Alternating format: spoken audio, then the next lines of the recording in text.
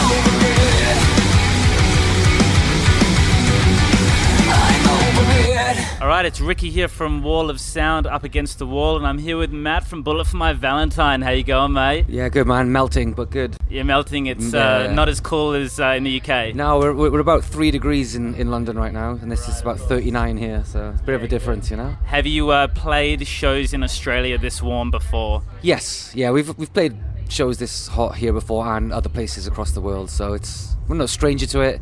It's just that for us it is the middle of winter right now. Of course. So this is old news for you, mate. You're like... Yeah, we're all majorly jet lagged, and it's pretty extreme, the heat. So it's going to be an interesting show. It should be. So, mate, you're a bit of a veteran of Australian music festivals, having done Soundwaves, Big Day Out, and all the rest of it. Now we've got a new one called Good Things.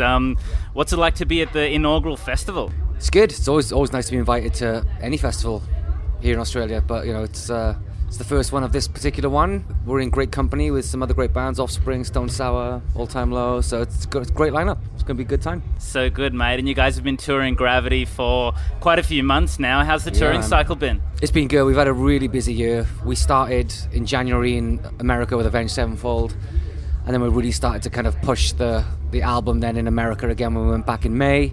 throughout Europe in June, in the festivals, and it came out in June, and we've been out ever since, really. Been to Japan.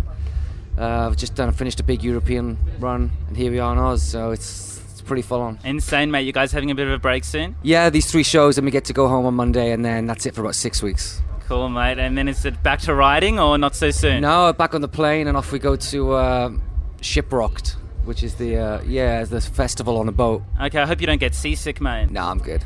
You're going to be all right? Yeah, I'll be good. So it goes from Texas to Mexico, and then Mexico back to Texas. And then we have some South America shows and stuff. Sounds good, mate. And off we go again. Crazy. What's the touring cycle like? I mean, you guys have families now, you're getting older, you're not young bucks anymore. So what's it like sort of being away for so long these days? It is what it is. Business as usual. We've been doing it for best part of 15 years. Yeah, it doesn't ever get easier because of the family, but it's what we do, man. It's got nothing else to do. So, yeah. And we just have to suck it up. It does sting, but we do try to route the tours the best we can so it suits everyone's private lives as much as possible as well. We've got the luxury of being able to call the shots anyways. So that's awesome, mate.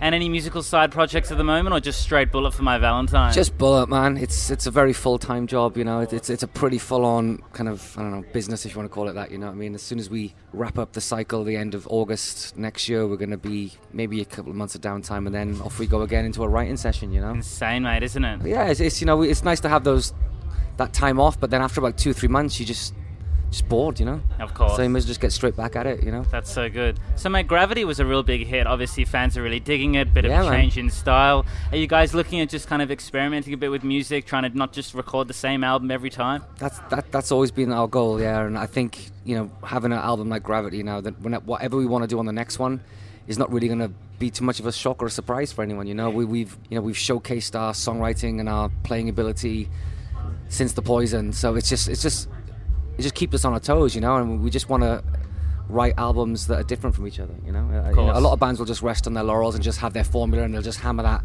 for whatever many albums, and that's great. But we really like to push what we are, and try and be as creative and as individual as possible. And so the metal scene over in the UK, anything good coming through that us in Australia should be weary of, looking out for? Yeah, well, we just took out a young band called Shapes. I don't know if you guys have heard of them. Griff, the singer, is Bruce Dickinson's son. So he's got some rock royalty blood going through those veins, and a good set of pipes like his dad. Cool. And they're really good. It's not what you'd expect either, having the pedigree that Griff has. They're very alternative rock, Rage Against the Machine meets kind of, I don't know, Architects kind of thing. Awesome. Yeah, it's cool, man. Check those out. Yeah, Shapes. They're badass. They're young, they're hungry, they're talented. They got some banging tunes, and they don't sound like any other metal band right now either, which is why I like them. You get a lot of bands that kind of have the same style, which is whatever, but these boys really stand out from the crowd. Doing something a little bit different. Absolutely. Good. And you checking out any new Aussie bands that are coming through? Not at the minute. I mean, obviously we're very much aware of Parkway. We did a lot of shows with them over the summer in Europe.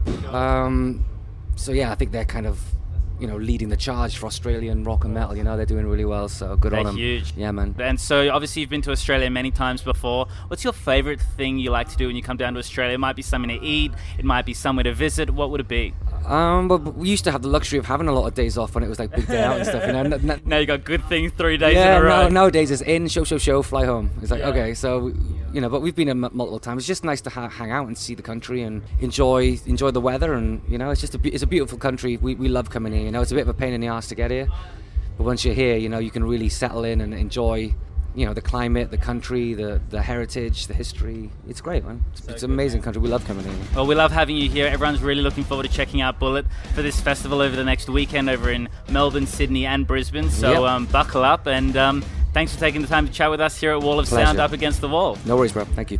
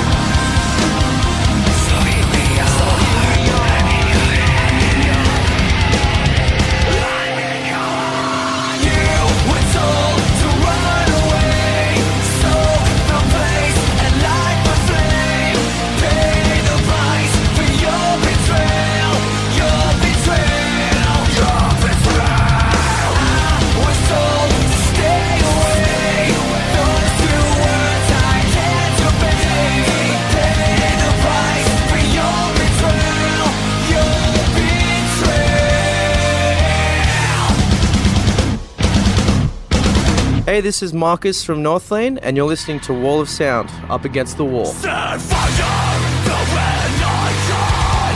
Set fire, till the light. Set fire, bid farewell. I'll be a martyr to myself. Where do I go? If every time there's a bomb's away, it's a broken my bones. And every minute of life.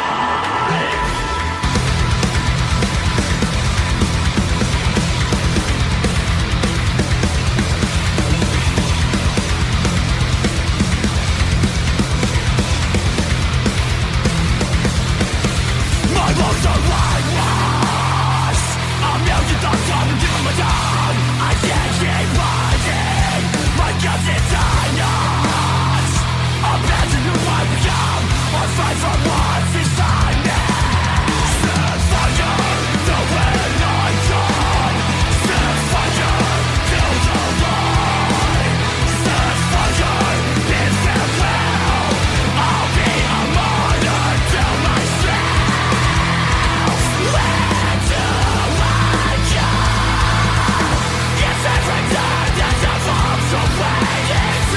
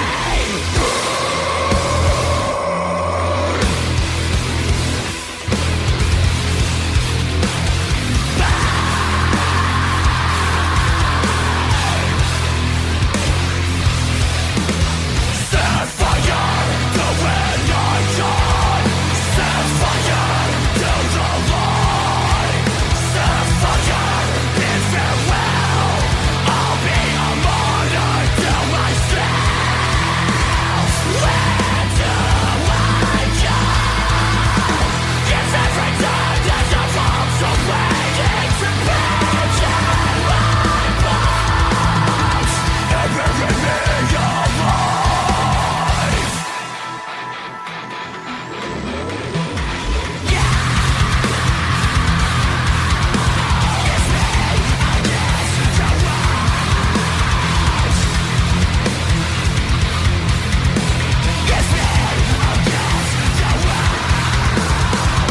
Wall of Sound hanging out backstage at Good Things. Marcus from Northlane, welcome! Yo, yo. It is so early in the day, it is stinking hot, you haven't even performed yet. Does it feel at home being at a music festival again with Northlane, despite the fact you played Download earlier this year? Absolutely. Well, I guess it's always great playing in Australia, which we've always kind of say. But yeah, coming back home after being in Europe for the last month and finishing off the year right with a nice new festival, I'm very excited, even though the heat is killing me. Well, look, let's talk about the fact that your Australian show's ending for the foreseeable future, yet here you are at Good Things Festival. What made you want to come off this hiatus and play this event? Is it, being one of the very first bands to kick off this festival, that kind of thing? Absolutely. I guess for us it just seemed like such a good opportunity to get on board with a new music festival that I guess Australia has been lacking this kind of thing for a long time. And I don't know, it seemed like a great way to finish off the year. Obviously we've still been going through Europe and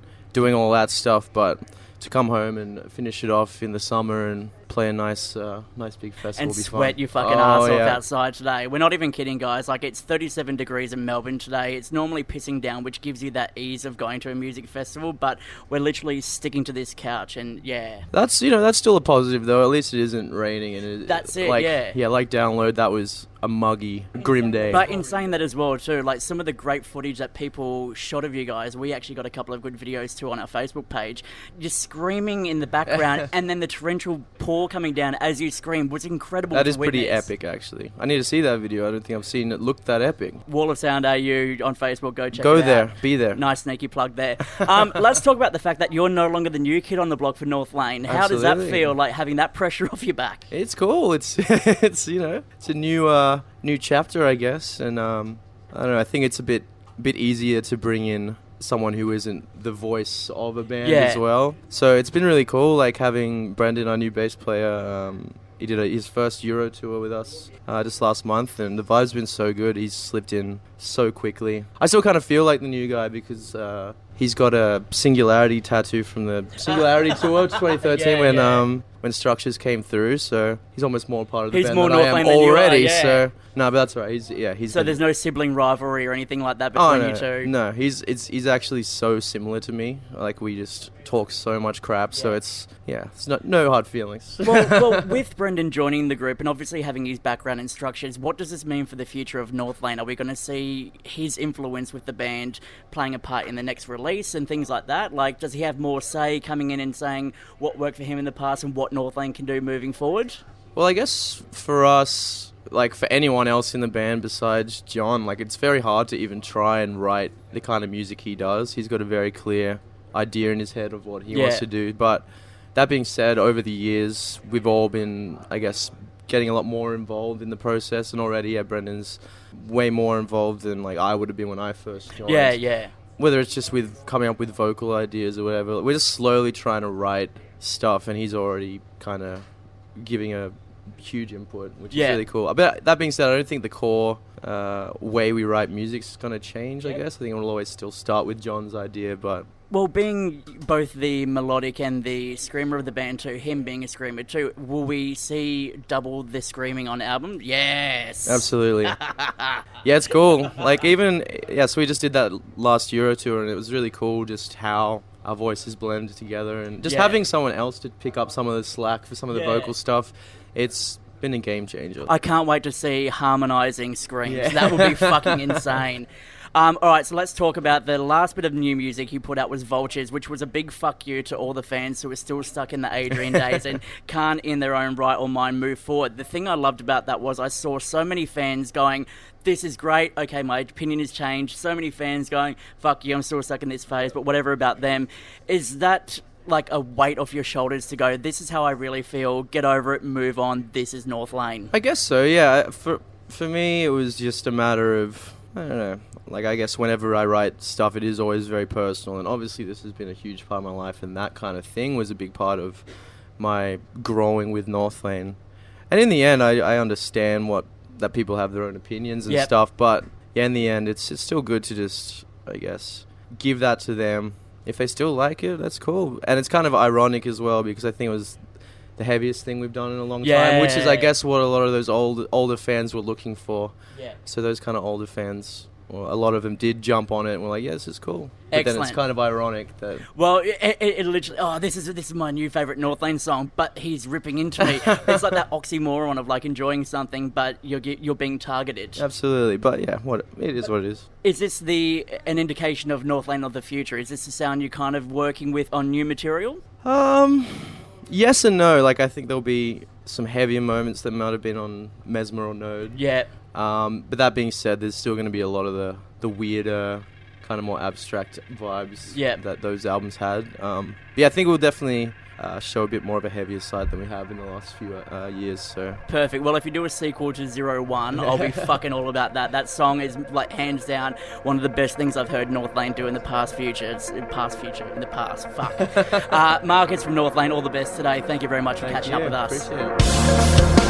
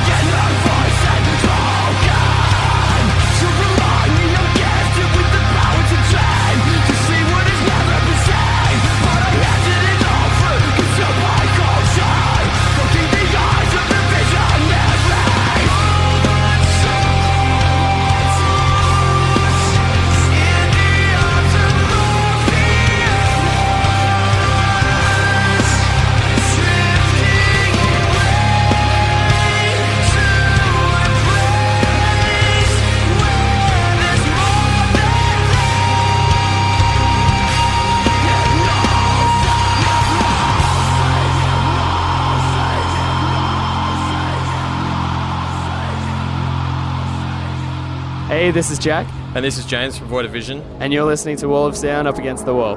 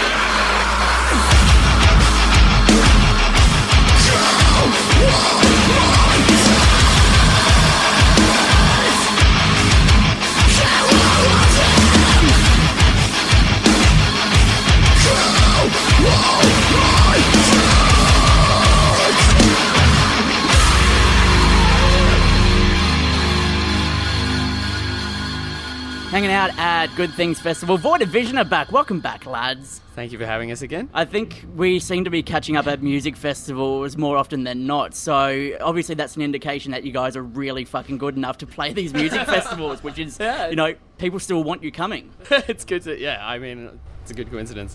Again, There was Unify last time, yeah? It was Unify, yeah, exactly, yeah. And we were speaking about the fact that Hellion said Void of Vision were the next big band. Thornhill from you guys were the next big band, which is great. So, and we've obviously spoken to Thornhill too about, you know, not fucking up before the next time they get the chance to play. Unify is that opportunity. How do you feel the Thornhill boys are going? Are they living up to your expectations? Please don't fuck up, boys.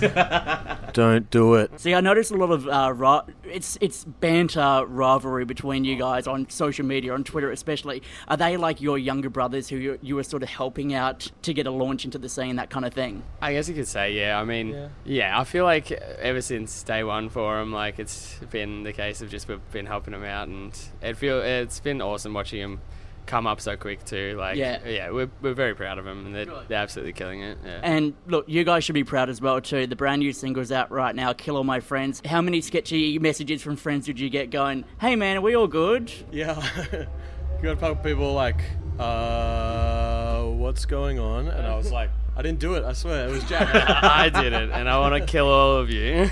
Tell us what this song is about. You don't want to kill all your friends, but judging by the video clip, it's in regards to someone who's obviously made a move on someone or a girl that he was keen on, and he's just the way he's reacted to that. I think I pitched the idea to Kez because the song is more so about, it's actually more so about just the music industry, and it's a very like double entendre sort of vibe we were going for there with the video. So basically, I guess it's kind of my experiences of people, I guess, dealing with their values not the way they should almost, and it gets a bit dog-eat-dog world sometimes in the music industry, and we've all seen the ugly side of it, and as much as we've seen the good side. And I guess I pitched that idea to Kez Crystallara, who did the film, and he's like, let's turn this into like this Riverdale teen drama kind of vibe. And we were really happy with what came out. Funnily enough, there is an uncut version of the video where I guess you can imagine what happens at the end actually happens in the video. And we weren't allowed to put that up, unfortunately. Right, so I was watching the video waiting for that to happen, like this is about to happen, and then it ended. It's like, where's the violence? What's going on? I felt ripped off, but I felt it was kind of done like poetically in a way where it's up to interpretation for what's about to happen. Big time. I mean, as much as the original version like full gave us goosebumps from the just sheer brutality, I guess it was definitely necessary toning it back. I feel in today's world, like, you never know like what's going to happen, and especially in America and I guess anywhere international with all these issues with guns and gun control, it is a big move, very touchy to like sort of put that into the world. And obviously we're distributing this like worldwide, not just in Australia. Exactly, yeah. And that was honestly what was on our minds filming it. We're just like, oh, sick, this is awesome. It's not something we have to worry about. Yeah, exactly, like, we're just like, oh yeah, like. And here's the thing, it's not something you're advocating. You're not saying people go out and do this, but from what I saw of that, it's like a representation of what's happening in the world. And obviously, there's other bands who have done it. Off the top of my head, POD have done it. Marilyn Manson was obviously the subject of it in so many music videos, growing up. And this is just another addition to the story of what can go wrong if it gets into the hands of the wrong people. That's it. I mean, like, as James said, we're very lucky to live in a country like Australia where we've banned this a long time ago before it became anything worse than what it could be. And as much work as I know that they're doing in other countries, I feel like to put out a song with the title "Kill All My Friends" is a very edgy like move itself, and to have that video associated, we were just being very safe and courteous in the end of the day, I guess. Look, the song sounds violent, the title is violent, but with that said, it's about your experiences, like you said before, in the music industry. James, talking about the music industry, obviously you guys are coming up. You're at that point now where you're an established brand, you're an established band, you're making big waves across the world, and there's lots of bands who obviously come out right now. Thornhill probably I wouldn't class in that category because they've made it past that threshold, but the new bands that come out right now who have looked up to you guys for inspiration, like with the way that the music industry is fucked, we all know it. What advice do you pass on to the bands who are starting out, who are like, I want to get a contract, I want to tour the world, I want this, this and this? Does that happen overnight? Not at all, for one. The one thing I'd say to those people is like, if you're putting your trust in someone, make sure that you actually trust them and you're not like, oh, this guy could help us. Like, because you could be like, oh, yep, they're in charge of us now, and like, no one's going to back you more than yourself. At the end of the day, like, you can have someone that you're paying, like, say a manager that you're paying to like put you on tours or like put your name out there for you. But at the end of the day, you care more than they do. Because it's your baby. So you see longevity, they see cash flow. I mean, obviously they would care if you've got the right person. But I think that's it. Finding the right person. I mean, you can network as much as you can in your early stages. And honestly, like, management is only a thing that sort of really would come into it when it gets too full on for you. I mean, it's a big step to make. I know, like, we necessarily didn't need management when we first initially took it on, and that was fine. Like, we obviously learned through that. But I mean, it's like, as James said, no one gives more of a fuck about your band than you do. So. Exactly, And look, it's like having a child. You know what's best for your child. A band is essentially a child, which you need to nurture and help grow to what it is. Yes, at times it's going to shit itself, but with that said, it's all part and parcel of being in a band and making it and becoming established. That's it. I mean, pretty much. From your mistakes as well. Like, it's not all gonna be like rosy. Like, don't spook Thornhill if they're not going to become the next big thing. Pretty much. All right, let's talk about, obviously, the new singles out right now. That must mean, obviously, new music, new album on the way. 2019, are we looking at some stuff like that? Yerp. Big time, definitely. Getting there. We're currently writing, and we're at probably a very good stage of writing. I'd like to think so, at least.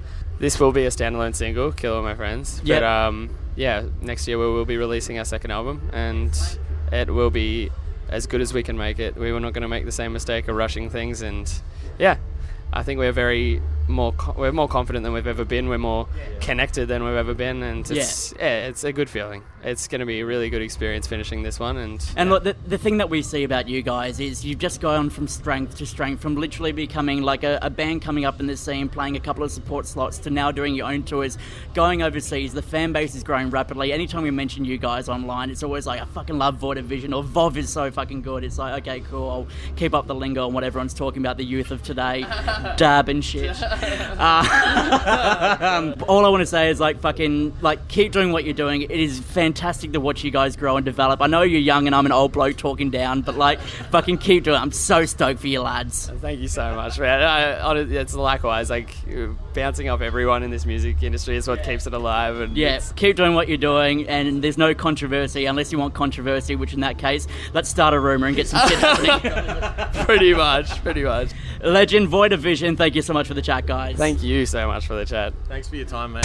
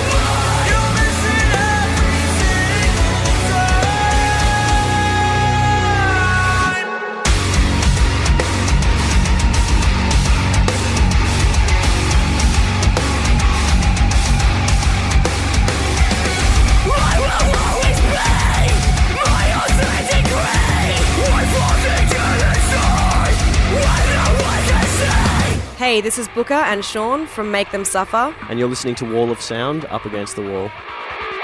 This is a system reason, accept agreement. Delete all accessory. Take the distance request. Acceleration. Cases to directory. Let's scream anymore. One. This is a system reason. Guarding the secret. But I don't feel a fucking thing.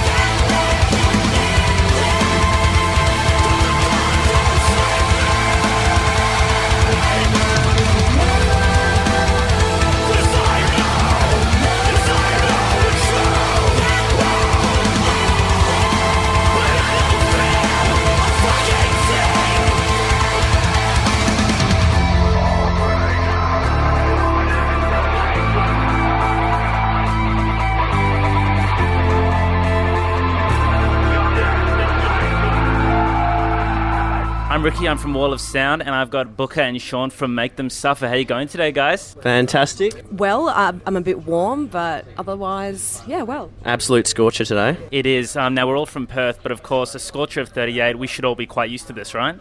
Yes, but I don't think we've ever performed in this heat before. Maybe one Unify, a couple of years ago, but this is definitely hottest festival I think I've played. And well, we've just come off a 7-week tour in America, and our last show was in Minneapolis, and it was snowing, and it was really, really cold. So this is a bit of a shock. Right. So you're actually acclimatizing pretty well at the moment, then? Oh no, very poorly. But, we're doing our best. That's awesome. So how's it been, guys? Worlds Apart blew up. You guys have gone around the world this year and a bit of last year. How are you all coming down from all of it? How's it been? It's been a crazy, awesome ride. We've loved it. I have. I think the other guys did as well. This last tour on with After the Burial was amazing. And then... what did we do before? We actually didn't do that much touring this year, though. We were sort of more focused on other things. But, yeah, we did a lot of touring last year. Well, I think after we did our, headliner runs, we hit, America, Europe, Australia. I think that kind of burnt us out for a while. So we took a good 6 months off touring. And then we've just since started getting back into it. We did a Aussie headliner, hit New Zealand for the first time, which is sick. Went to Japan for the first time, and that was very cool. Played a festival with Crystal Lake, and they're pretty sick live, I gotta say. And they just dropped a new song, they're also very good. And just got back from the States. So we didn't have a break between Japan and the States. So huge. I was ready to go home by the end of it. It was nice to be home, but nonetheless, looking forward to kicking it off today. Of course. What were the Japanese crowds like? Was it real different? It is quite different. Yeah, especially addressing the crowd, I guess. You play a festival or a show, a club show in Australia or the States or something like that, and between songs, people have a beer in their hand, everyone's having a bit of banter, but in Japan it's everyone just stands and watches and it's very respectful. There's not much in the way of movement. They definitely love throwing the horns up and things like that, but not much moshing or anything like that. So not much of a wall of death going on, mate. No, we did call for one, and one happened. Actually, that was the one thing. I think you just really need to specify what to do. You know what I mean? And strict instructions. Yeah. But I mean, they Crystal Lake, people were crowd surfing and stuff for them. And then I even did a stage dive and stuff over the barricade. Cool. I felt so bad because I bowled this whole bunch of people over. They weren't ready for it. Yeah, we just landed on the ground. It was horrible. But speak of Japan, though, we've got Baby Metal here today. Have you guys caught up with them yet? No, I'm a bit of a fan. Yeah. I would definitely say that Baby Metal are pretty sick to listen to. And just the overall package, the image and everything, I'm a big fan. Yeah. I mean, it's just a shame because I think they start just before we finish. And so if we want to actually get to see them, we're going to have to pack down really fast and basically just run. It's not really an issue for me because I don't have any gear, but yeah, for everyone else. You guys are going to have to run. This is their first Australian show ever, I'm pretty sure, so it's kind of a big deal. It is a big deal. It's definitely the band that I'm most excited for this festival, for sure. I might just clock off 10 minutes early if you guys are cool with that and just go if that's, Yeah. All right. Yeah, Sean, you could just do the cleans for a while and kind of... You can do some ambient ooze. It'll sound great. Yeah. I believe in you. So you guys, you said you did an Australian tour recently. I was at the Melbourne show. So massive. Your crowds are getting so huge. And you're bringing all these international artists with you guys. How awesome is that? Yeah, it's very cool. I remember it was on the Worlds Apart tour. Sort of for the last headliner we'd done, or the last album cycle headliner we'd done, I don't know, Melbourne, I think we sold out a 350 cap venue, and then but then for this one it's double. Well, we brought over Wage War, and they were just going off every night. And I said to Nick, playing no, it wasn't the corner, it was Hi-Fi. And I was like, this is probably the first time I've actually felt like a legitimate, real band, you know what I mean? Wage War, a big deal. They're cool. Yeah, they're such nice guys as well. It was great to have them on the tour. And, they did all the, go see the kangaroos and koalas type stuff, yeah. Awesome. That's so good. And so, of course, you guys took a bit of a break. You did the Aussie tour, but then all of a sudden 27 came out. Banger. Is that going to be on a new album? Are you guys working on a new album? What's the deal? Oh, well, Scoop, hot scoop. I don't know if that song's going to be on an album. I think that was just a song we did as a single. Okay. And in terms of an album, we are always working on new material. We definitely have some stuff in the works. We have studio time booked, which I won't say who with or when it's going to be. But there's something happening, but it might not be for a while. Okay, cool. That is. We'll have to watch this space. Is that right, guys? Pretty much, yeah. Now, I've got a fan question that I might just quickly ask you guys. Sure. I feel your latest album was a lot more deeply personal lyrics-wise. Where did you draw your inspiration from? Yeah, just old life, you know. This was definitely, I guess, I think like in older albums and stuff, the lyrics were a bit more like metaphorical and storytelling. Like this one still had that element, but definitely like the lyrics are a lot more direct, particularly in songs like Save Yourself and things like that. I was going through a rough patch at the time, and it was an opportunity to express my inner feelings. Cool. Bit of musical expression. Good on you. That's awesome, mate. Well, look, thanks for taking the time to chat with us at Wall of Sound Up Against the Wall, and enjoy your gig today. Thank you very much. Thanks for having us. We'll brave the heat.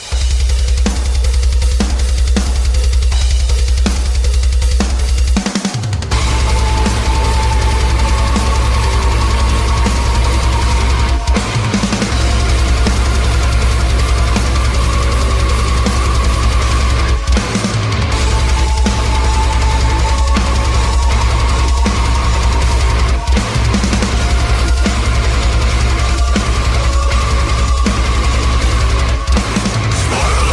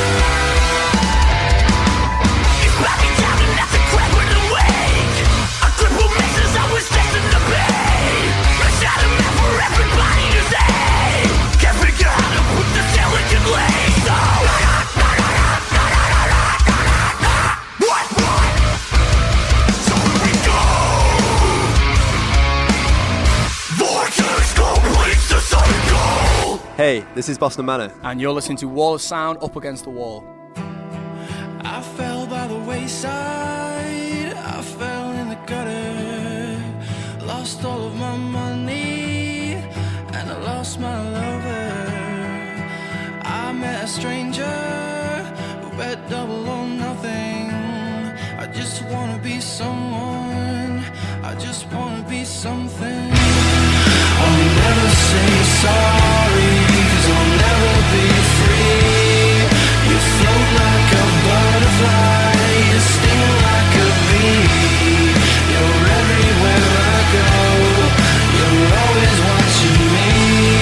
Get the hell out of my head, get the hell out of my head. You cracked your whip, you sucked your thumb, you blew me a kiss, and the jig was up. I broke both my ankles on the way down. It was a long way down, such a long way down. I'll never say sorry, 'cause I'll never be free. You float like a butterfly, you sting like a bee. You're everywhere I go, you're always watching me. Get the hell out of my head, get the hell out of my head. Get the hell out of my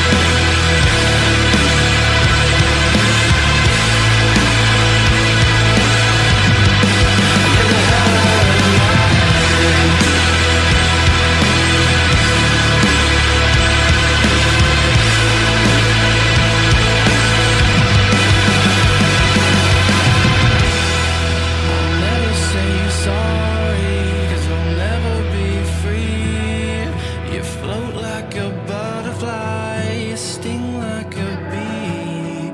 You're everywhere I go, you're always watching me. Get the hell out of my head, get the hell out of my head. I'll never say sorry, 'cause I'll never be free. You float like a butterfly, you sting like a bee. You're everywhere I go, you're always watching me. Get the hell out of my head, get the hell out of my head. And I'm just a puppet who's drunk on his dreams. I'll never say sorry, I'll never be free. And through being sober, 'cause what's in it for me? I'll never say sorry, I'll never be free. It is our first time down here at Good Things Festival. Boston Manor, all the way from the UK to Hey. Australian heat. Are you guys fucking regretting coming down here for this? We're not regretting it, but we're definitely dying. Should have worn shorts. Definitely fucked up there. Literally gonna say, you're fucking up. You've got long pants here, black t-shirts. Who dressed you? Yeah, just goths. Committed to the aesthetic. I love how you call them long pants as well, like just regular pants or shorts. I just wear nothing, I reckon. Just walk around, just... You could literally do that on stage and no one would care. Everyone would be understanding. So next show in Sydney or Brisbane, this is your golden opportunity to do just that. Get a pair of boxer shorts and do that.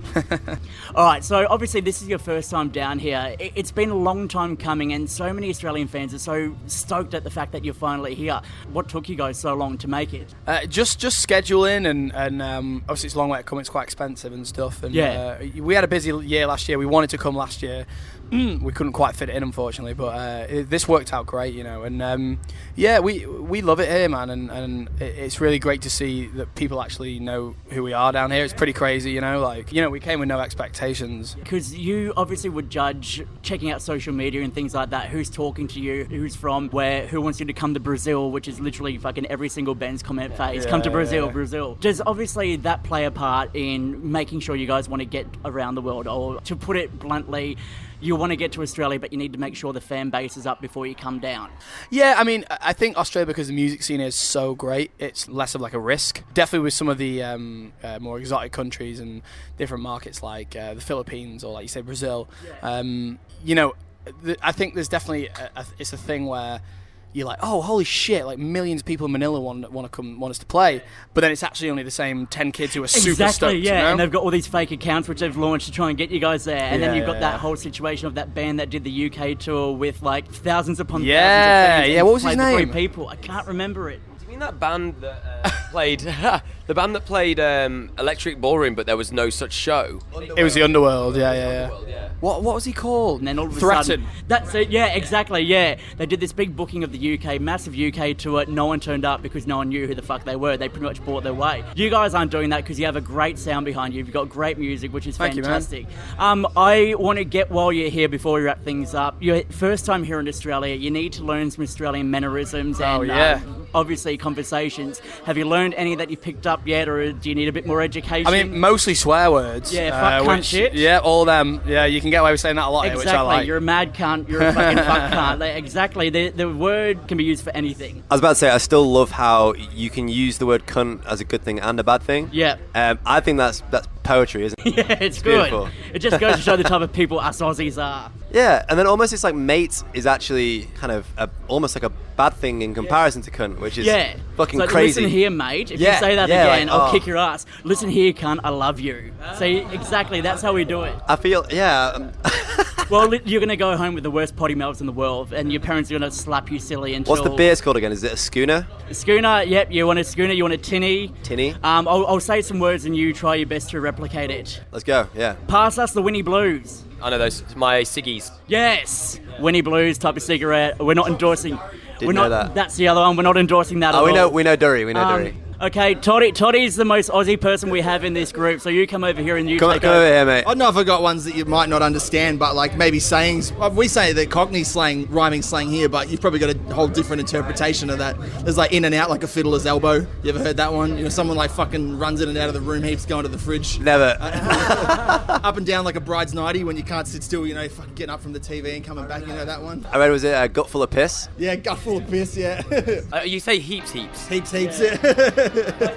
Like today, for example, heaps good things are happening at good things. So, yeah, just chuck heaps in there, chuck a cunt. Look, you guys will be down here more often than not. So, it's your first trip down here. Thank you so much for making the trip down. Look, yeah, thank you, man. And we'll see you again for some headline shows maybe at some point in the future. I bloody hope so. Cool. Boston Manor, check them out. Thank you, guys. Nice one. They say the truth's your best defense. I'm bleeding just to pay the rent. When broken dreams mean nothing, when you need something just to get you through the year. And now we're moving out, so pack your clothes, your books, your down, and bring the piece of paper that I gave you back when you were all alone. Letters sent home with no return address. Got a bag full of old clothes. I got a bag full of stress.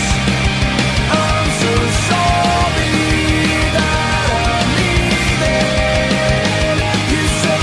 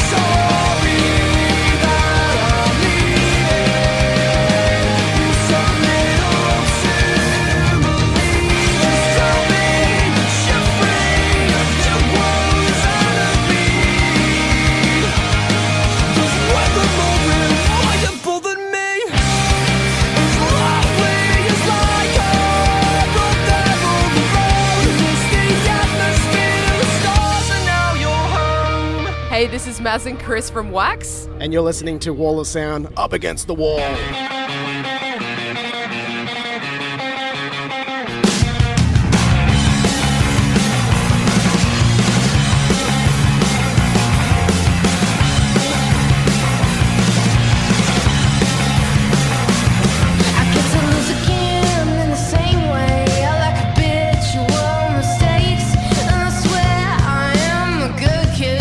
Trapped in the modern day. I use my hands for the countdown to the numb sipped away.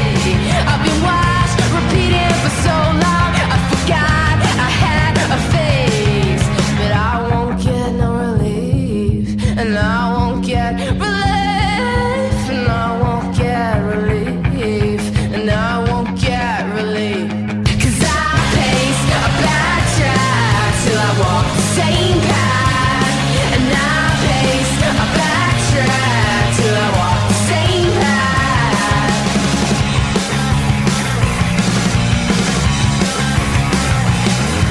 To pass my song in the same day till they're dragging me away, and I swear I am a good kid trapped in the modern age. I use my hands for the countdown to the numb sipped away. I've been watched, repeating for so long, I forgot I had a face. But I won't get no relief, and I won't get relief, and I won't get relief, and I won't get relief. 'Cause I pace a backtrack till I walk the same path, and I pace a backtrack till I walk the same path, and I pace a backtrack till I walk the same path, and I pace a backtrack till I walk the same path.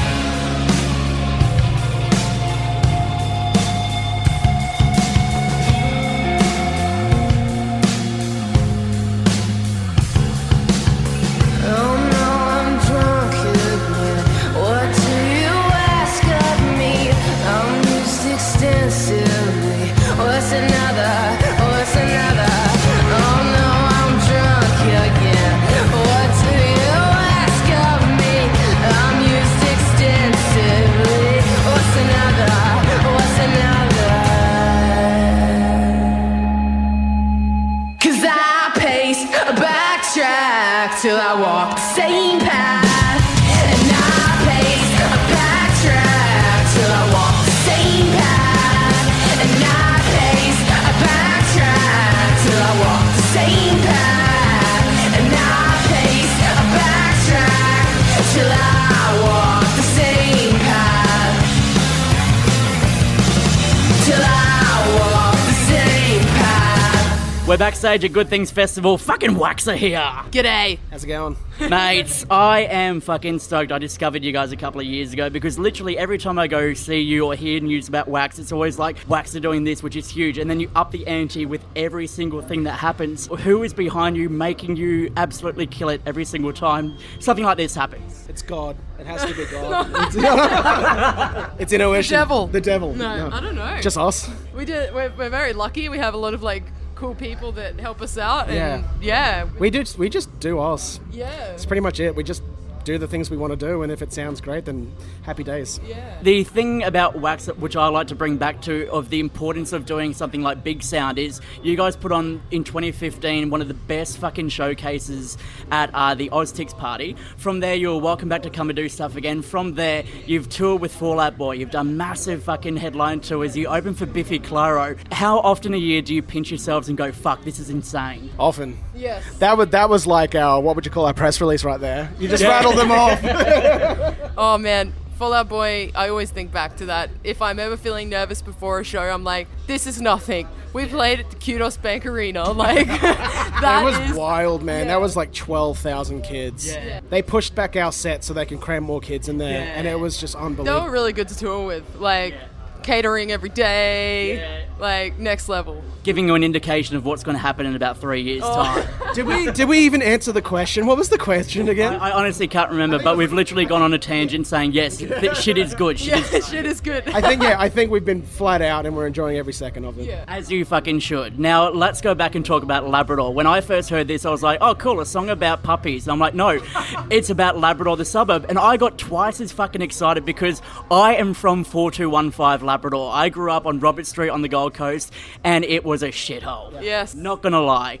So my reasoning behind this was, where did the idea behind Labrador come from? What's the story that made you name a song, a great song, after a shithole like that? Well, I spent a lot of time in Labrador growing up. Like, I wasn't living in Labrador. I lived in like Bundall on the Gold Coast. Okay, you're upper class, yeah. Oh, no, upper class. Like, spot on. Worst house in the best street. Let's put it like that. Oh, that's great. I love that.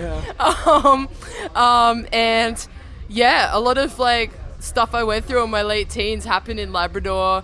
It's where a significant like relationship ended, and just like a lot of stuff at the time when I was like 17, 18. Yeah. So yeah, I just wanted to kind of encapsulate that period of time, and I just realized that a lot of events in my life at that point happened in Labrador. So the lyric, you're a girl and a girl isn't welcome in here, where does that come from? Is that somewhere in particular, like a party or a venue you went to there, or? I think it's just kind of like the way I felt. I felt kind of like I wasn't able to like have a seat at the table in terms of music when I was younger. Yeah. I felt like at 17, 18 that I was, I don't know, I just didn't feel comfortable. I didn't feel like I could fit in, and I wanted to be a musician, but there were people around me that were just like, oh, you're just a girl kind of thing. And I just think that, like, I wanted to include that because I feel like a lot of us kind of feel that. And it's not just women, like, guys are singing that lyric too, which is really interesting. Yeah, that's weird, hearing that back. But it's like, cool, like, I'm like, fuck yeah, like, you're as on long board. as long as they understand the meaning of the song and what's behind it. I mean, it's amazing seeing people scream anything back. Yeah. But I mean, like, isn't that just like so the sign of the times, you know, that far back, you know, and the mentality of, I suppose, the music industry and just the world in general, you know, heavily misogynistic, you know, the patriarchy that exists. So yeah, I think it's an extremely important song. And it's a fucking banger, as the kids say today. Big things have happened. What are the plans of reaching international success? Are you looking at venturing overseas at some point soon? Have you, correct me if I'm wrong there?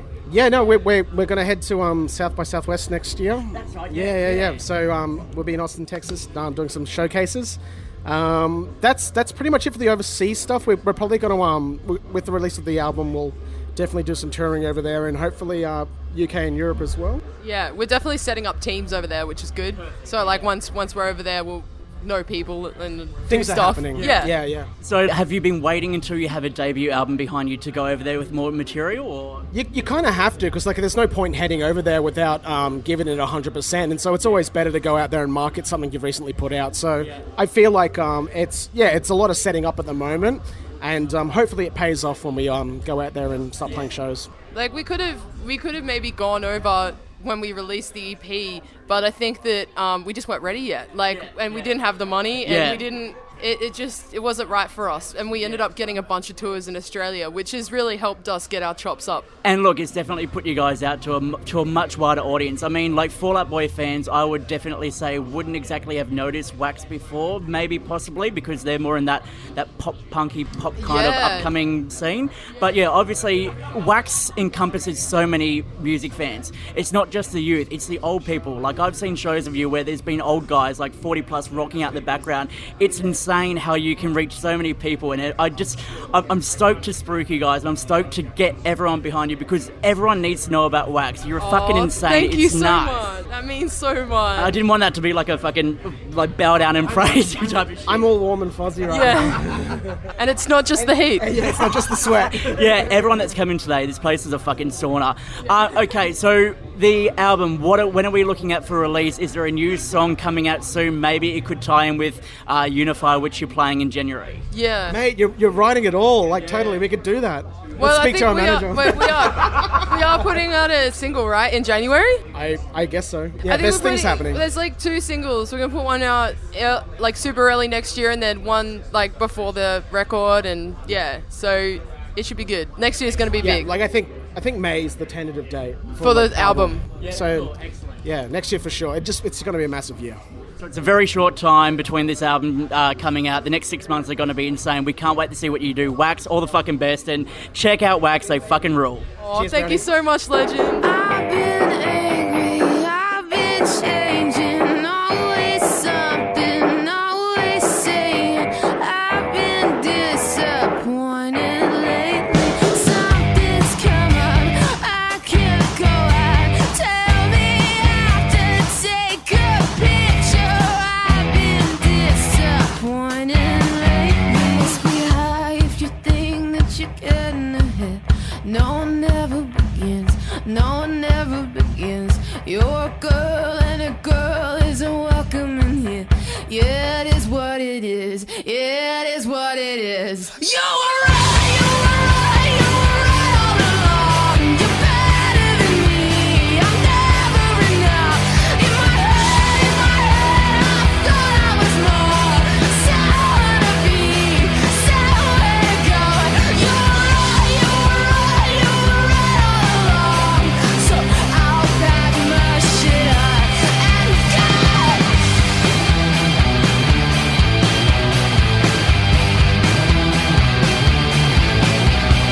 I've been binging, I've been purging. I'll be skinny, at least that's something. I've been disappointed lately. Something's come up, I can't go out. You never know what could happen. I've been disappointed lately. Must be high if you think that you're getting ahead. No one never begins, no one never. You're a girl and a girl isn't welcome in here. Yeah, it is what it is, yeah, it is what it is. You're right, you were right, you were right all along. You're better than me, I'm never enough. In my head, I thought I was more. So wanna be, so where to go. You're right, you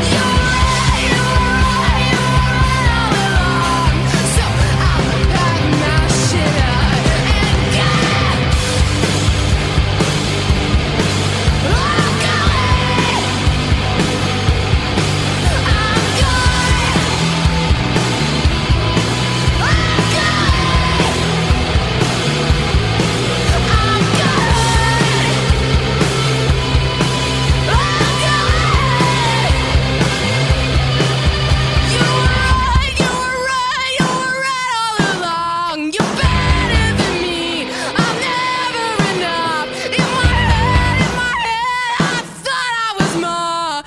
I'll pack my shit up and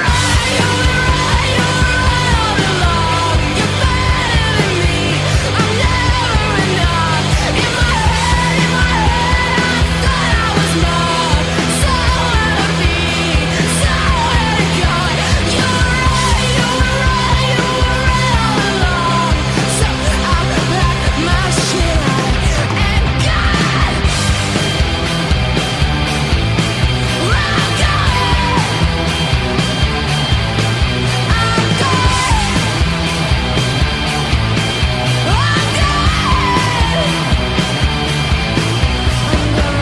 Hey, this is Chris from Dashboard Confessional, and you're listening to Wall of Sound, Up Against the Wall. Come on home and let yourself heal. You could sleep for 1,000 years, and I won't let you disappear. Let your heart beat here. You've been running far and wide, doing what you hope is right, chasing what you feel inside.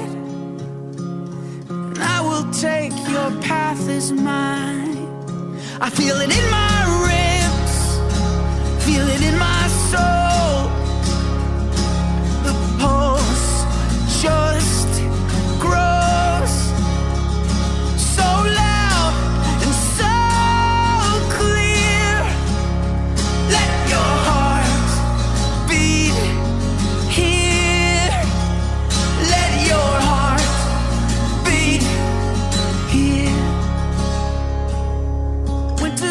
to take me away. I wear my ring to know what's at stake. And when the days work at their own pace, you remain my time and place.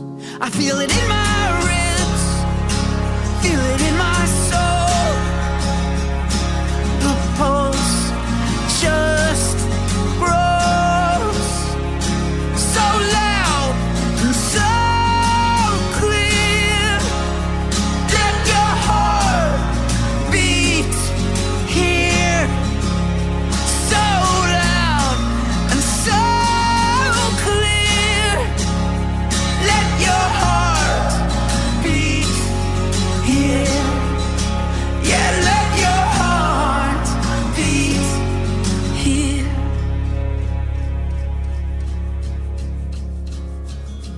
We found our way past our youthful fears and fought our way through the pain and tears. And we drove our stakes in the place most dear and let our hearts beat.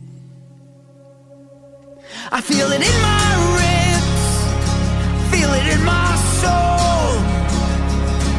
The pulse just grows so loud and so clear. Let your heart beat here, so loud and so clear. Let your heart beat here. Yeah, let your heart beat here. Let your heart beat here. We're here with Wall of Sound. I'm Todd, chatting with Chris Carrabba from Dashboard Confessional. Chris, welcome to our fancy little vinyl couch here. Thank you, Todd. Here we are. We've done it. We've made done it. How'd you battle the heat today? I know you're from Florida, so you're an expert. Yeah, shorts. This is the big secret.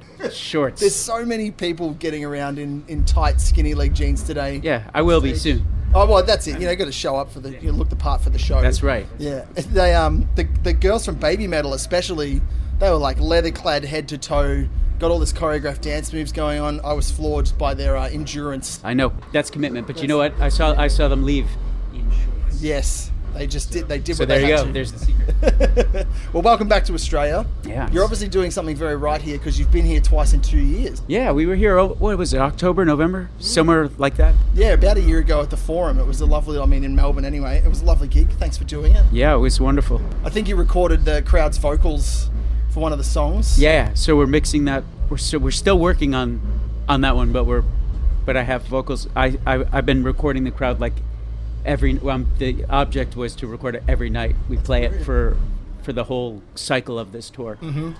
And the tour's like about 18 months. So yeah, it's epic. Yeah, I'd like to see what it sounds like when it's done. Would you like to see what the inside of your house looks like because you haven't been there for so long after 18 months of touring?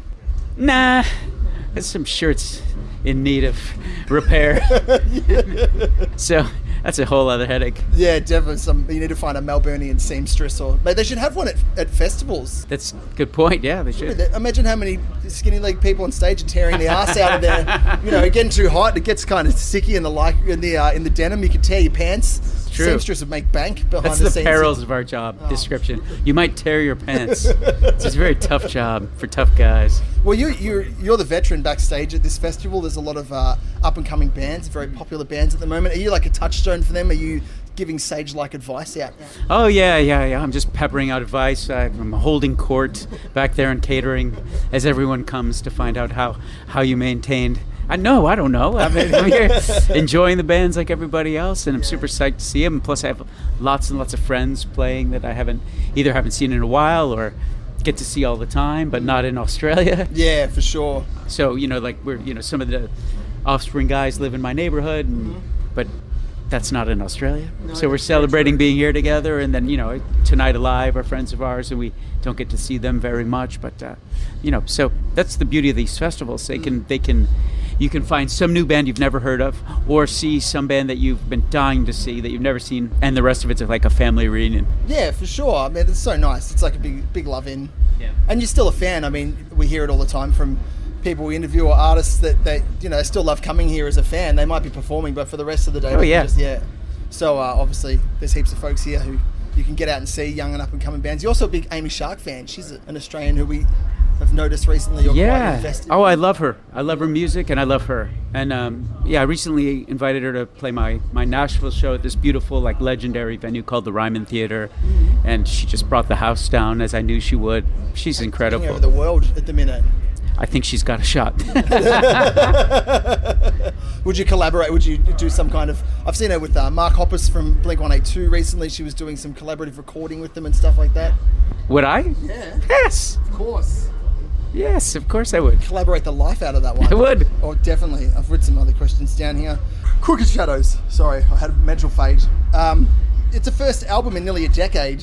9 brief years. Well, first we just took a hiatus to decompress, and then I did like 3 other bands, did 3 or 4 other records with 3 or 4 other bands, then started touring again as Dashboard, but didn't want to rush into writing music because just for the sake of having a record out. Yeah, definitely. So I waited until the songs kind of presented themselves as necessary in my life, not just like, here's a thing to sell. Yeah, for sure. And it was worth the wait for me. Do you get into like I'm back on Dashboard Confessional now after doing other stuff? There's like a paradigm, like, I shouldn't do that because I'm writing a Dashboard Confessional song? That's a really good question.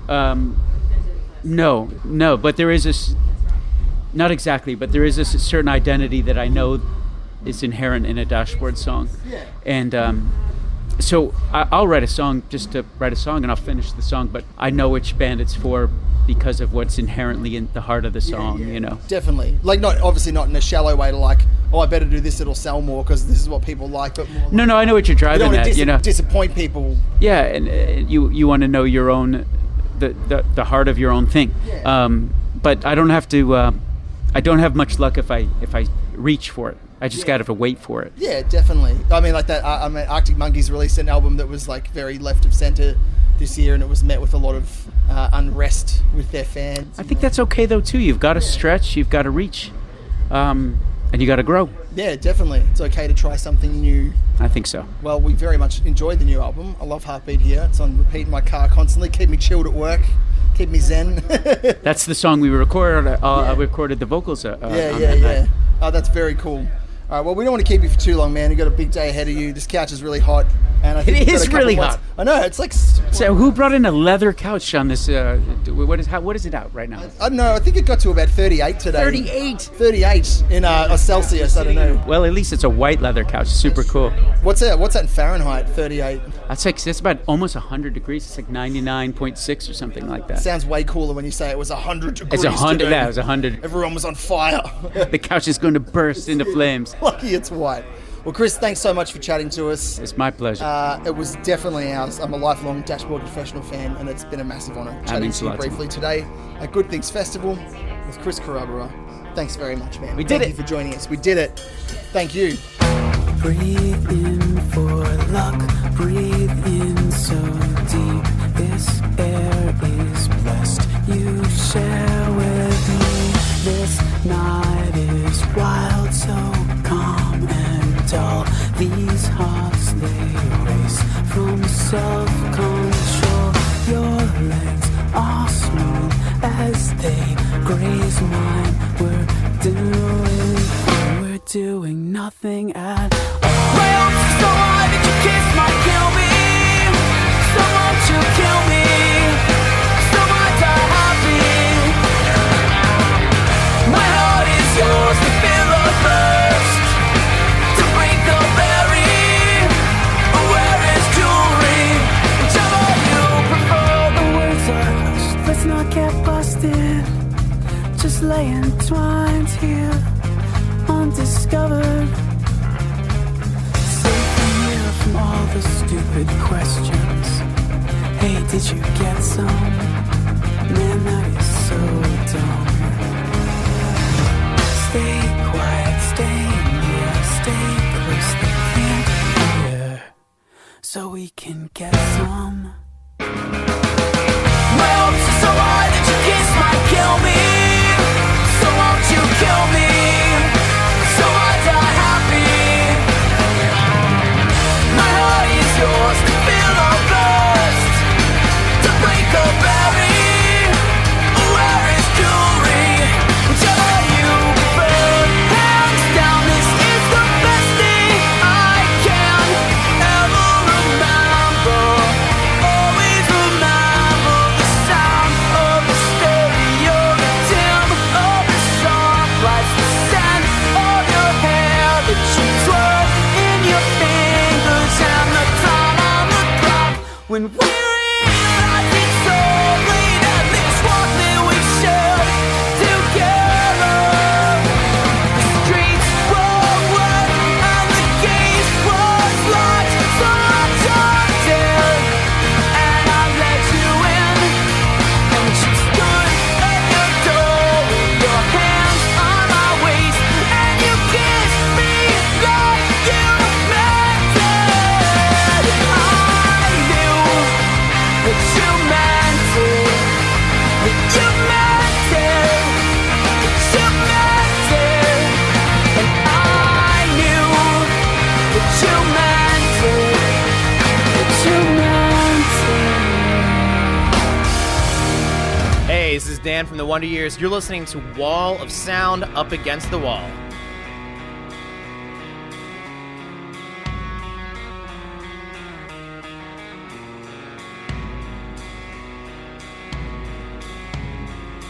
Cardinal crashed into my window. I think he might die. Plan him a funeral. I'll read his last rites, 'cause I know what he saw in that reflection. A light on the glass was a better life. Staring at a hole in your chest, it's been dug out for decades. American broken promises. Caught between the lines, you've been fed in a war with your bloodstream. I shut up in there when you needed a friend. I was off on my own again. Selfish and stupid. So if you call me back and let me in, I swear I'll never let you down again. I know the devil you've been fighting with. I swear I'll never let you down again.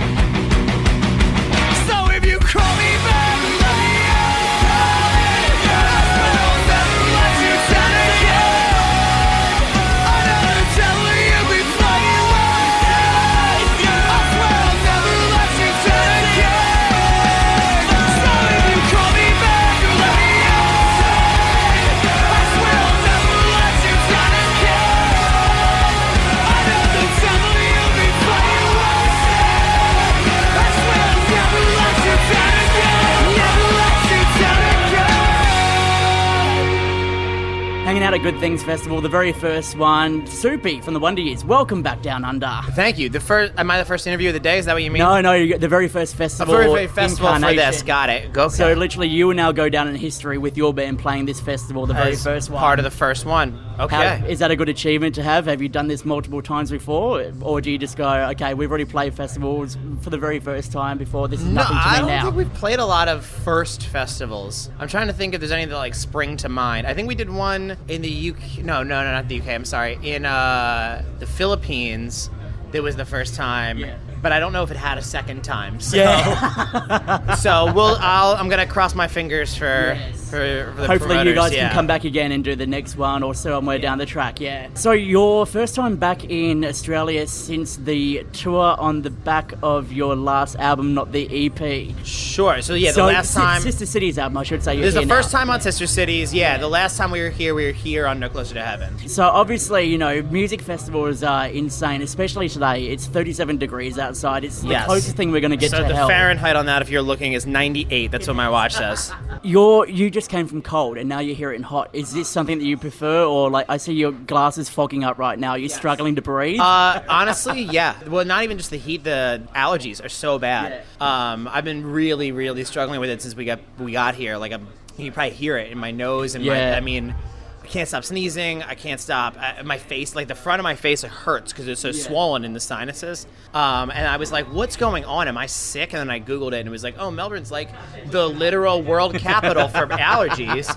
And that the current warning is, yesterday it was very high. Today it's extreme. I didn't know extreme was a thing, right? I didn't know that was on the system. That was like one of the DEFCONs of this. But it's extreme allergy. So I'm struggling with that. And the heat, we did a show last night. We did the side show at Stay Gold. And it was physically the most difficult set I've played in probably 8 years. Yeah, because we had a chat not too long ago before this festival came about. Yeah. You were saying you struggle because you can't wear your glasses on stage. When it's boiling hot like that, do you literally fog up your eyes and you can't see anything? I was like losing eyesight just from like heat exhaustion last night. I am surprised we finished the set. It was, I couldn't give you the temperature. I don't know. I don't think anybody had a thermometer in there. But I think anyone that came to that show can tell you that it was incredible because the air conditioning didn't work. So there's no air conditioning, sold out, 400 cap room, and it was so hot yesterday. And how, like, for something like that, because you're stoked. It's a sold out show you guys are playing, but it's literally a literal walking hell sauna. Yeah, and also there's no barricade, right? So the front row is right in your face, which would be cool, except that they're breathing the oxygen that you need, right? Like I need that to live, and I know that they do too. And then, it's super hot. My allergies are already bad, so my lungs are struggling anyway. And then you're basically like, I'm choosing to hold out these notes and deprive my brain of more oxygen. And so we got off the stage, and the venue had tubs of ice backstage for beers.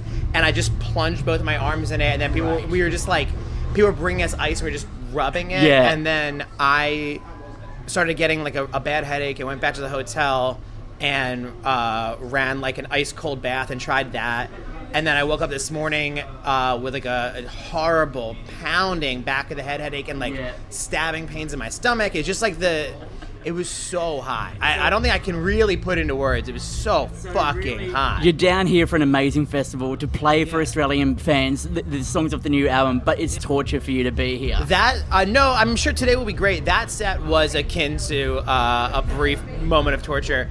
It was like, because the other thing is like also my brain's telling me, don't let up, put on a good show, fucking jump, fucking yell, like do the thing. You don't want to just fall over. I did fall over, but you want to play a good set. They paid for it. They deserve it. They're here to see you. They don't get to see you often. Fucking keep going. Do it now. But then like the other like part of your brain is going, stop or you'll die. And this is something that you need to worry about now. I wanted to talk about the fact that you look like you're dressing like a father. Oh, I've always thought. It's just funny. I was just saying that to Amy, right? Yeah, Amy. Yep. Amy and I were walking over, and I was like, every other band here, you can tell they're in a band because they're like cool. Yep. And I'm in like just so fucking. You're lame. in your Just you got so your dad thongs, your dad lame. hat on. You're in a checkered button-up shirt because literally we had a chat not too long ago. Accidentally revealed on there that you're going to be a father. I am. Not long after you reveal that to the world, it's all sunk in now. The preparations are coming along. How long until Bub arrives? So baby comes in March. Yep. The very, very end of March, possibly like the first couple days of April. They gave us kind of like a span, but looking like the end of March. And you're pumped. You're ready for it. I'm so excited. But also pretty nervous because I'm not sure how it's gonna. One, I've never been a dad before, right? Yeah, exactly. So, this is a challenge you've never done. You've been a front man. Here's fatherhood. And I'm reading. You'll see. You come back to our dressing room. This is like the maybe even further into the some people are in bands and then there's me. Like you come back to the dressing room and you're like, wow, it must be a party back there. And I'm quietly reading a book about like how to burp a baby. But yeah, there's and then again, it's nerve-wracking because I understand that I will have to tour because that's how I will pay to keep the baby alive. Exactly, yeah. And then the hard thing is you don't want to be away from your family for so long while touring. There's like this, like now there's like an even, you always kind of want to try to find that balance and, since I've been married, you want to find the balance, but it's going to be even harder to find now. Yes. We're just going to take the year as it comes and see what I can handle, and we'll see what happens. Well, I look forward to you moving into making YouTube tutorial videos for fathers who appreciate your band and follow your band. This is like a new avenue that you can move into. Did you like Sister Cities? Well, you'll love How to Burp Your Baby. That's the perfect title for an EP right there. Soupy, look, I won't hold you up much longer. Get yourself into some Maycon. All the best with fatherhood, mate. You're going to absolutely kill it. If you kill it as a band, you're going to kill it as a dad. I feel bad now because now I feel like I spent this entire interview complaining about how hot it is. I really am excited to be here. I swear to you. I'm super excited to play today, and we love being in Australia. Yeah. Also, the other thing is, it is hot, right? Yeah. But it also is not dark out at 5 p.m., which means my seasonal depression isn't so bad here. That's kind of nice. Look, the weird thing about Melbourne is, because I'm from Brisbane myself, but last night I was out in Melbourne at 9 o'clock and it was still sunny outside. Yeah. That is fucking insane. I love that. That was I think with the jet lag is like, I'm exhausted at the first day. But it's daylight out at 9. You can't exactly. But it definitely does a lot for my mood and my mental health to to not stack the seasonal depression on top of the normal everyday depression feels good. Yeah, exactly, yeah. You've got that good balance happening right now. Well, look, Sister Cities is out. If you haven't heard it, you are literally missing out on one of the best albums of the year. Go do that. Looking forward to your set today. Try not to die on stage, all right? I'm sure that I will. I'm sure we're going to have a great time, and we'll see you soon.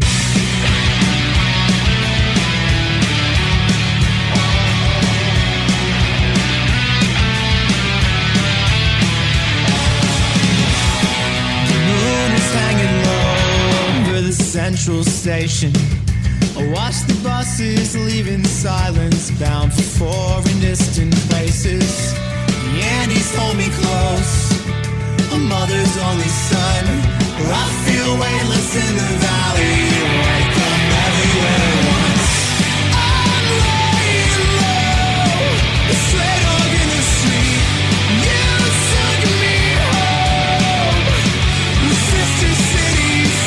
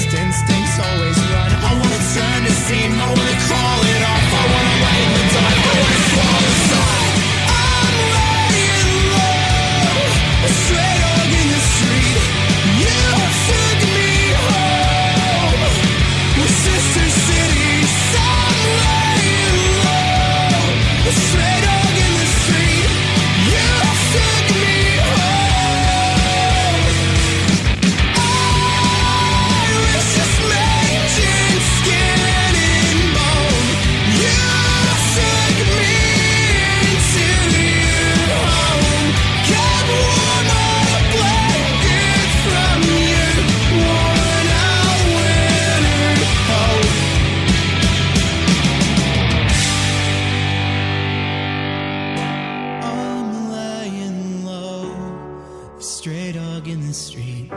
You took me home. We're sister cities, laying low. The stray dog in the street. You took me home. We're sister cities, laying low. The stray dog in the street. You took me home. We're sister cities. We're sister cities.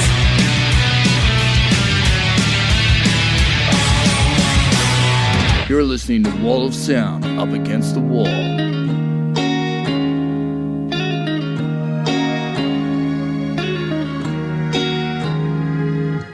Wish I was too dead to cry. A self-affliction fades. Stones to throw at my creator. Masochist to which I cater. You don't need to bother. I don't need to breathe. I'll keep slipping farther. But once I hold on, I won't let go till it bleeds.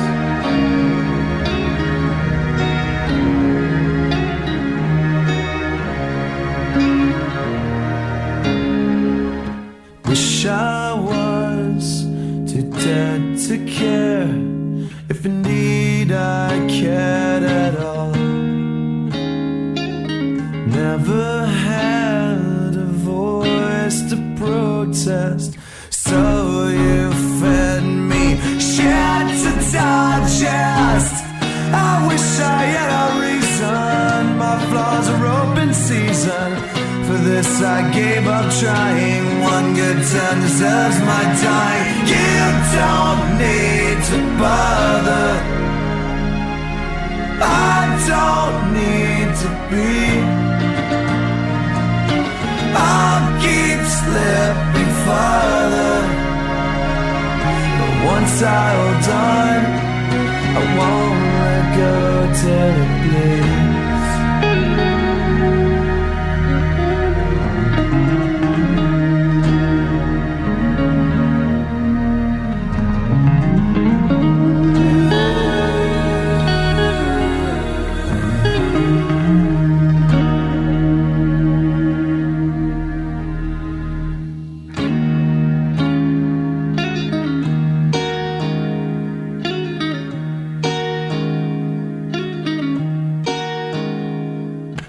Wish I died instead of lived. A zombie hides my face, shell forgotten with its memories.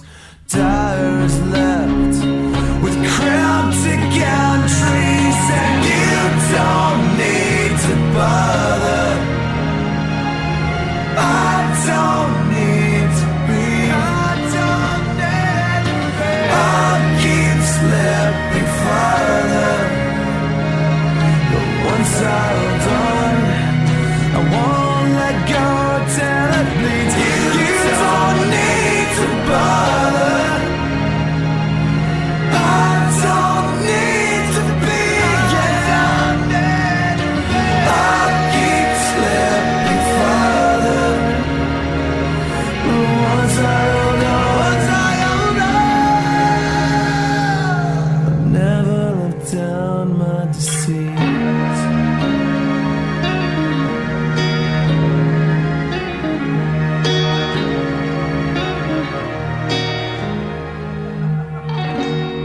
Wall of Sound, Up Against the Wall. We are back at Good Things Festival. Roy from Stone Sour is here. Do you feel stoked at the fact that you guys get to play towards the end of the day and you've stayed out of this heat wave all day?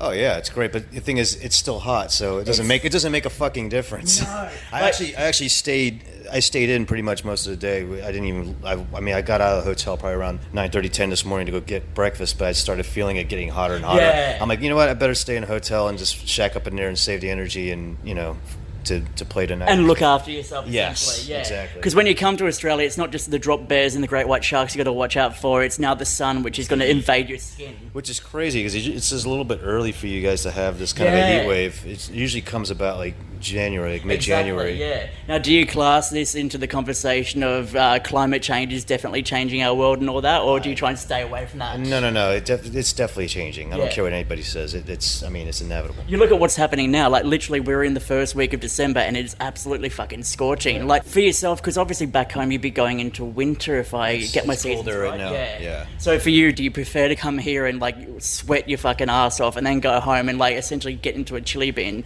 and just cool yourself off for the rest of the year? Well, I mean, that's what my body clock is normally used to. We just came from Russia a week and a half ago, so our bodies are like, still buzzing off of that. Yeah. And some of us live in California, some of us live in Des Moines where it's really cold, and Buffalo and northern in Oregon.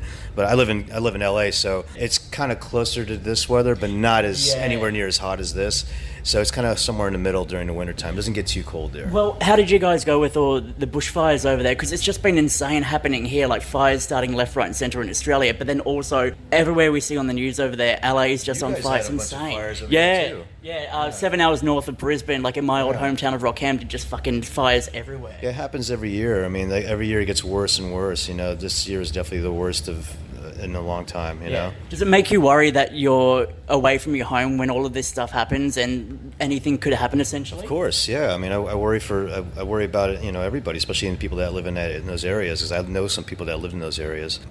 Fortunately, a couple of those people didn't lose their houses, but they definitely have some damage for sure. And luckily they made it out alive. Yeah. So unfortunately a lot of people didn't, Just a lot of missing people there. It's absolute shame, but look, we take our hats off to everyone who's involved with the rescue and like the preservation of making sure this doesn't happen again. Yeah, exactly. Now, I wanted to talk about this being the end or towards the end of the Stone Sour Hydrograd album cycle. What happens now that Corey goes to Slipknot and starts working on that? What are you going to be doing? Me, I got a bunch of things coming up next year. I can't really talk about just not right now because I just can't. Contractual agreements and people will come get your head, that kind of thing. I got a bunch of things coming up, some really good stuff, maybe some possible touring, but mostly recording. So is this, obviously we can't talk about it, but is this a side project or is it a solo project that you're involved with? Well, two out of the three things I'm talking about are already established acts. Yeah, cool. And the one thing I'm going to do for me is I am going to make a solo record of just drums and more the synthesizer driven music that I do on the side. Like I do a lot of small film score stuff and some some commercial work, which is great to hear the diversity that you have, because most people imagine Stone Sour yourself being an absolute fucking rocker, but you expand your horizons and try different things. And would you want to one day move into like a high budget movie kind of thing where you do the soundtrack? That's the goal. That's the goal. I mean, that's what I'm trying to do right now is to kind of make the calling card and put out something that's everyone can listen to, and that's how you'll make your name doing that. Perfect. You can't just go and score a film. You just don't get a job like that. You have to make product. You have to make material out there for people to hear that can see what you're doing. So for you, what kind of movie would it go down? Because you look at people who move, like let's say for example, Davey Havoc from AFI. He does a lot of like the gothic kind of movies, that kind of stuff. Would you head down that way or more classical, or is there anything you can say? I don't know. I mean, like I can see like where the kind of music that I do, it's more experimental and more avant-garde kind of whatever. It's musical, but like I could see myself doing more thriller, cerebral kind of films, you know what I mean? It's more stuff like that. I'm definitely not a rom-com guy. I can't picture myself doing that. Well, let's try and change the mainstream of rock, because there's so many people out there who are like, oh, rock and roll, it's gone, it's dead, or whatever. That's absolute bullshit. I fucking agree with you. It's not fucking dead. I just went and saw the Rolling Stones 2 months ago. There's 80,000 people there. Fucking rock and roll said, fuck off. Pure example of that. And I mean, you look at the amount of people that are coming to these shows, Download Festival around the world, Hellfest, and these are the people who are going, heavy metal is never going to make it in mainstream. It doesn't need to make it in mainstream because it's already made. Ozfest is happening. Ozzy's still playing. Fucking Corey, Slipknot. I mean, that's rock. I mean, what the fuck? There's proof right there. Rock is not fucking dead. Ozzy Osbourne's coming here next year. He is, yeah. Happy birthday, Ozzy. Yeah, exactly. 70 years young and still fucking absolutely killing it like he is. He was absolutely fucking awesome to tour with. Yeah. Like, we just did like 5 weeks with him, like about over 2 months ago, like beginning of the summer to the fall. It was fucking phenomenal to watch him every night. He was great. Now, I want to ask, but I don't want to seem rude, but you're mature. You're a well-established, mature musician. Do you still fanboy over Ozzy? Of course. Yeah. Like, obviously, you have encounters where you come across. I'm a total fan. I mean, I admire everything he's done. I love his solo stuff. I love Black Sabbath. That's part of my musical DNA, of everyone's DNA. Bands like Led Zeppelin, the Beatles, AC/DC. All that shit's part of our musical DNA. I'm a total fan of that stuff. I'll never stop being a fan. When he walks past you or when he says hi, do you walk away going, yeah, I just saw Ozzy? Or do you try and get a selfie with him, or is that not part of your... Honestly, we didn't really see him around a lot. Yeah. I mean, he kind of came in like at a certain time and they did their sound check meet and greet party thing, and then he would go away and then come out, play the show, and then he would leave. They would jump in a van and off the stage, Yeah. So we didn't really get to see him a lot. I saw him maybe a couple times through the tour, and he was cool. And their hearts pounding, going, oh my God, no? I don't get like that. Yeah, I mean, okay. I mean, sure, I'm excited. Like, it's great. Yeah. How you doing? Nice to meet you. You don't know what to say. And say, thank you for having us out here. And he's like, oh, it's great, and that's it. Yeah. All right, so Stone Sour, I'm not saying it's done. You've got your other projects. How long will it be until new music comes about, or can't you predict that thing right now? Yeah, I can't predict that right now. I mean, we're just wrapping this up. I don't know. It could be 2 years, 3 years. Who knows? Whatever happens. But I got to say, it was an incredible album, a fantastic return to form, some of the best songs I've ever heard Stone Sour actually released. So I got to give you a massive pat on the back if we weren't sitting on this awkward casting couch. There we go. Yeah. All right, now let's take off our shirts and make the most of it. Roy from Stone Sour, you're a fucking legend. Thank you very much. Likewise, man. Thank you, brother. If you take a step towards me, you will take my breath away. So I'll keep you close and keep my secret safe. No one else has ever loved me. No one else has ever tried. I never understood how much I could take. Then I saw the worst was over when I laid my eyes on you. It was all that I could do to know my place. Out of all the past illusions, out of all the dreams come true, I was gone until I finally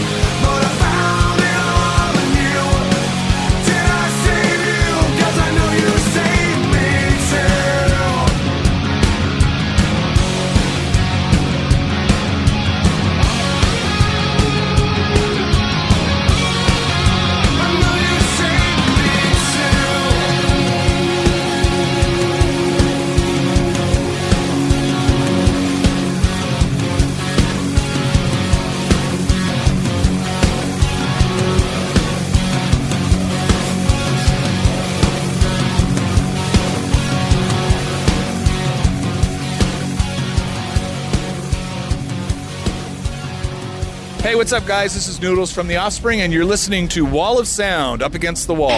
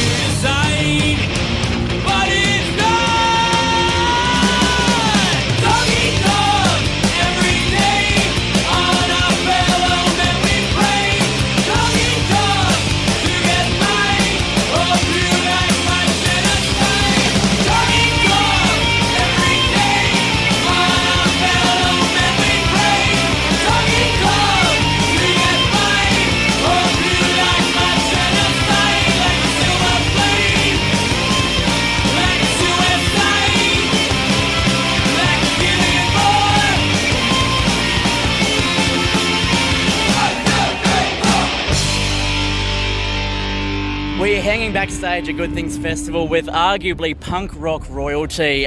Noodles from the Offspring, welcome. I would argue against that. Yeah, you would? Yeah. Look, well, you've got such a massive history behind you. Obviously, you got bands that you look up to, like NoFX, Bad Religion, but you yourself, for us who grew up in like the 90s, you're at that point now where literally you've been around for years and you're still going. Like, what's your secret to not giving up or throwing in the towel? Oh, we just love doing it. You know, I mean, why would we stop? We get to travel around the world, play music with our friends, you know, meet interesting people in interesting places and see the world. It's what we love to do. And literally, like, it hasn't got to the point where you're like, you know, this is fucking too much. I need to take a break, get away from it all and go be a painter or go do something like that. No. I first of all, I'm not visual arts. I'm not real good at. I appreciate them, but I'm not good at them. So yeah, if I'm not playing guitar, I don't know what I would be doing. And that's the other thing as well. Like, you've never had a point in your life where you wanted to try and do something else. Like, obviously Dexter got his PhD. Is there something on the side that you've thought, I wouldn't mind giving that a dabble? All kinds of things, yeah. But I wouldn't be good at them. It would just be fun, you know. I'm kind of one of the jack of all trades, master of none kind of people. So I'm not going to be, like I love surfing, I love fishing, but I'm not, burning anyone's house down doing that stuff. So it's a situation of stick to what you know, and obviously you're doing fucking well. Decades, like going into the Offspring, and still after all this time, album after album, fan base after fan base, and you guys have jumped on the anniversary tour. Obviously, we're seeing you down here playing Smash. Is this something you're possibly going to do with every album? So far, we've just done it with Ignition and Smash. Yep. I think that's it. We talked about maybe doing Americana. Yeah. That'll be, that's 20 years right around is, now. Yeah. Right, yeah. Because it was released late in the year. So maybe we'll do some of those next year in 2019. Yeah. I don't know, because 99 was the year that I was really going to say, blew up. the end of the 90s, some weird fucking shit happened there. A whole lot of different bands came out there. You guys were the pinnacle. Pretty Fly for a White Guy was pretty much sung at every primary school disco that we had. Literally, after all these years, it's still standing the test of time. I wanted to talk about music festivals in general because you've played shitloads down here, and there's been some weird shit that I've had the chance to witness when I've seen you guys play. More notably was at Soundwave in Sydney, where this drunk guy got on someone's shoulders, dacked himself, took his shirt on, and was dancing around to Pretty Fly for a White Guy, absolutely naked with his dick hanging out. That's the most incredible thing I've ever seen at a show. I missed that one. Yeah. Yeah, we've had people do stage dives at those festivals and get taken out on a stretcher. So I don't recommend stage diving from that distance. But we've had people crowd surfing in wheelchairs and things like that. There was one guy who had a prosthetic leg, and he was holding up his crutches and his prosthetic leg while he was crowd surfing. That guy, he may have only had one leg, but he had two really big balls. So got to give him that. Yeah, there's always crazy stuff. I'm kind of glad I missed the guy with his wang out. Yeah, exactly. It was a sight for sore eyes, that's for sure. There wasn't really anything there to pay attention to. A sore sight for your sore eyes, yeah.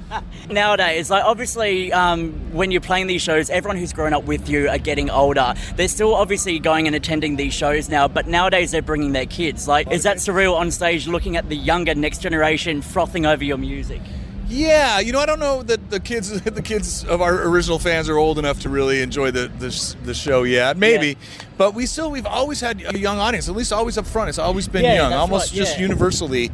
It's like we keep getting older, but there are still people that have been there from the whole, from the get go, and it's rad. Or they've gone and started their families, and now they're coming back. Exactly, now their kids are getting older. They've that threshold of not being able to go out. Now it's 10 years old. You can sit at home and look after your baby sister. I'm going to the Offspring. Yeah, exactly. Yeah. And I think what you were saying before as well, the younger kids in the audience, the front row, that's because everyone gets to the age of 30 and they're like, I can't fucking mosh. I need to go stand at the back and go sit down and rest my back. It fucking hurts. Yeah, I'm usually in the back watching my kid now in the mosh pit. For the last couple of years, he got into punk rock and likes to go to shows, so he drags me out.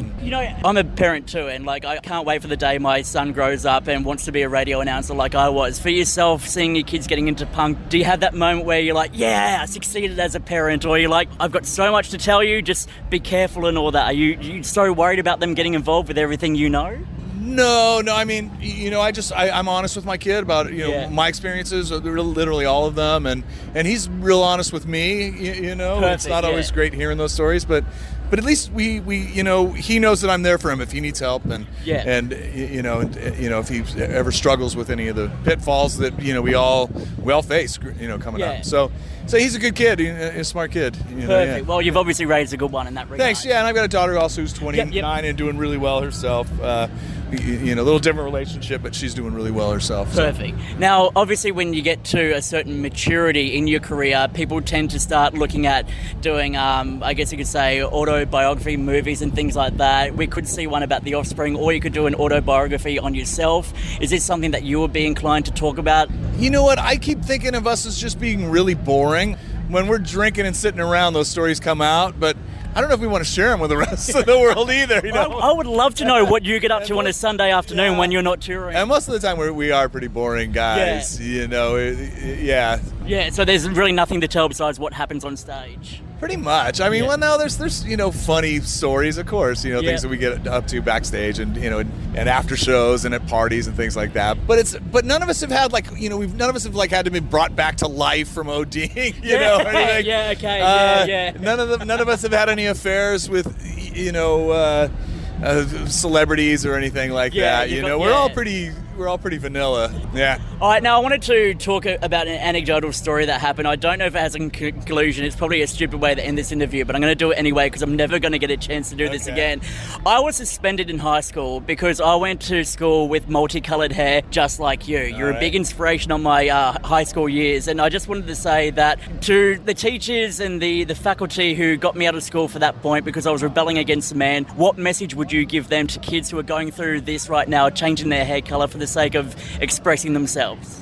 You know what? There's some things worth getting into trouble for. Absolutely. So yeah, as long as you're not hurting anybody, I think you're on the right path. And getting into trouble for some things is you're making a point that's worthwhile. So dye your hair, don't do meth at school, you'll be fine. Exactly. Yeah. You know, as long as you're not hurting yourself or hurting others. Yeah. Dyed hairs. Come on. That's the least of your worries. Seriously. Yeah. All right, Noodles from the Offspring. You've had an incredible career. Thank you very much. Thank you. Yeah.